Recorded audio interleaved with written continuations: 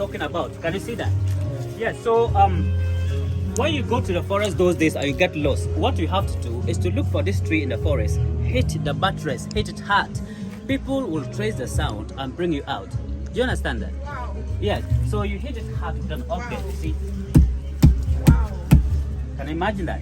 So people will start tracing the sound. They know someone is lost in the forest, so they will trace the sound and bring you out. Do you get it clear? So this is what we call buttress route. That's it. All right.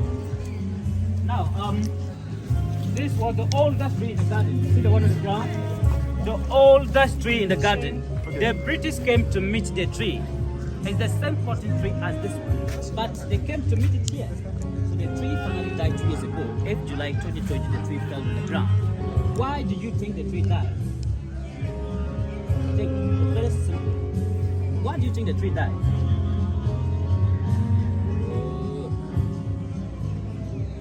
What happened? Oh, the tree died because of old age. Old age. It's tired. Anything that eats, grow, breathe, dies.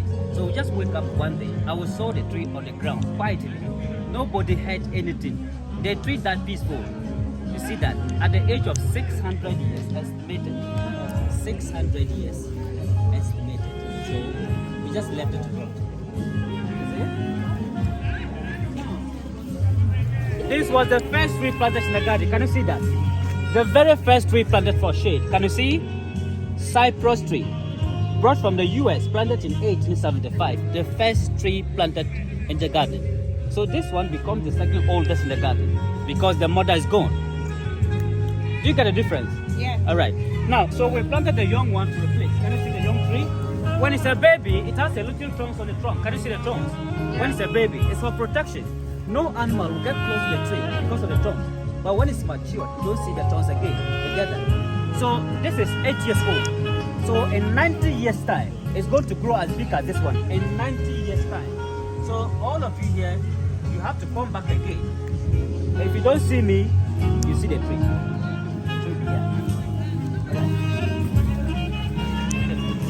Big one.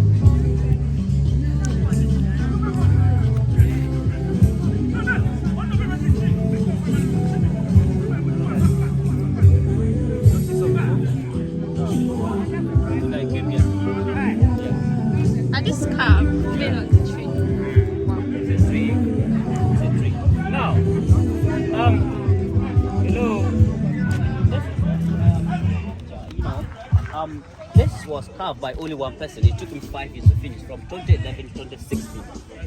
Tree of life or struggle of life. So what it means is this: life is not easy everywhere you find yourself in the whole world. You have to work very hard.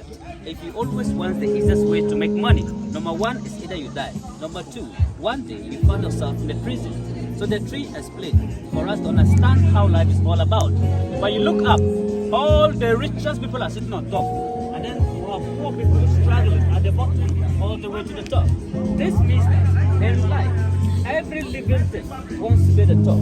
So you have to start life at the bottom. If you misbehave, you are going to remain down forever. Nobody sits down, crossing his legs, and blessings from heaven will come to meet him. You have to work hard. These two guys gave up in life. Can you see their faces? They are lazy guys. They have given up here. Look at the way they're frustrated. Laziness is a systemic device to make you fall down.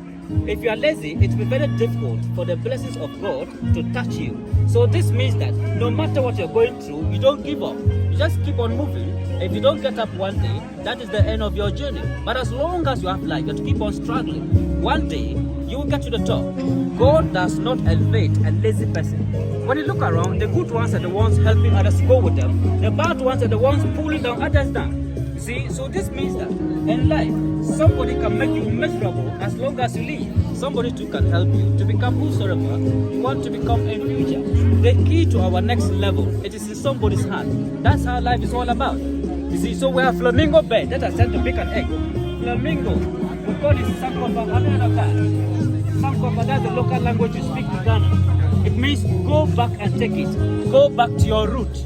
That's the meaning of the symbol that you see. So you can see different kinds of animals around. We all started from the bottom. When you reach this level, you decide what to do for yourself.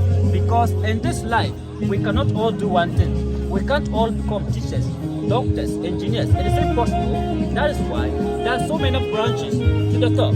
Look at people struggling to different directions. That is life. So, there's a tree of life. Tree of life. Yes, so everyone is struggling. You see that? That's life. Some are helping others, some are helping others. So that's like this. Alright. We keep going.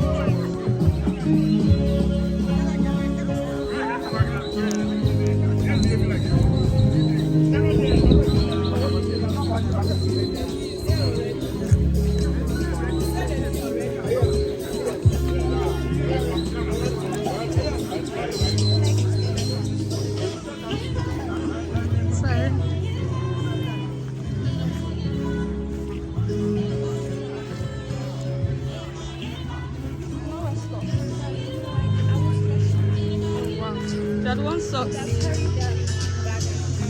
Exactly. Yeah, this is cocoa. I think you know cocoa. Yeah. Wow. We're talking about cocoa here. See the pot? Can you see the pot? Yeah, what can you Yeah, say? you have cocoa in Nigeria. Yes, we Wow, do. I see that. See, Better one. cocoa, eh? You like? Better one. They don't start to. Never have the sweetest. Never have the sweetest. Yeah. Now, see, cocoa is not from Ghana originally. See, original cocoa is not from Ghana. You see, it was brought from elsewhere by a Ghanaian called Chatakwashi. You get that? That the man was a blacksmith. He brought cocoa to Ghana in 1871. I mean 1879. Blacksmith is someone who works with metals. So he had to work on a small island off the coast of Cameroon near Nigeria. Formerly it was called Fernando Po, but currently it had changed to Equatorial Guinea. When he was coming back home, he smuggled 6 boats headed together with the metals, and it took him 6 weeks on the sea before he got to Ghana. They used to travel on the sea those days. There's another town ahead called Mapon, just a small town ahead, 15-minute drive from here. So Ghana became the biggest producer of cocoa in the whole world through that. But today, as we speak, Ghana is second, Nigeria is third. Ivory Coast is number 1 in terms of production. But in terms of quality, Ghana is still number 1. I think you are aware. Are you aware? Let's just agree to Ghana disagree. produces the best cocoa for the chocolate that we eat. Yes. So this was the type that the man brought home. This takes 7 years to start fruiting. This one across takes 3 years to start fruiting. This hybrid. So which one will you prefer to plant? 3 years or 7 years? You. Why? 7 years. Why do you want to wait for that long? Explain. Eh? Which one you go take? 7.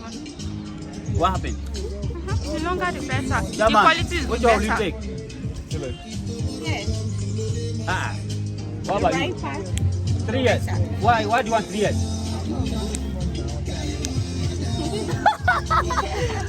Okay, those one make money. You see that? You see, those that chose 7 years, in fact, you will live long. You understand? Say amen. Amen. Yes. You see, anything that is good takes a longer time. This is 34 years old and it's still fruiting.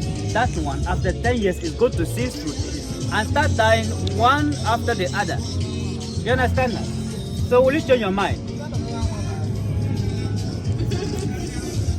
Your heart is strong, but you see, in real life, when you have patience, you live long. If you observe, people that have patience don't get up and die anyhow. They grow, and die in a very good old age. If you are here, something small, you're angry, it's very bad. You have to learn always to slow down to anger. That is the best way to live very long. Sometimes, when you see someone enjoying, you don't just want to be like that person. You wait for your own time. Because if God could have patience to wait for a snail to enter into Noah's Ark, it means that your door of grace will not close till you reach your expected position in life. Everything in life is patience and hard work. That's how it is. So that one is a bad news. And it was made by a man. It's a bad news. This was made by God. It's a good news. That's how it is. Yeah. So let's have patience. Yeah. All right. So let's go down.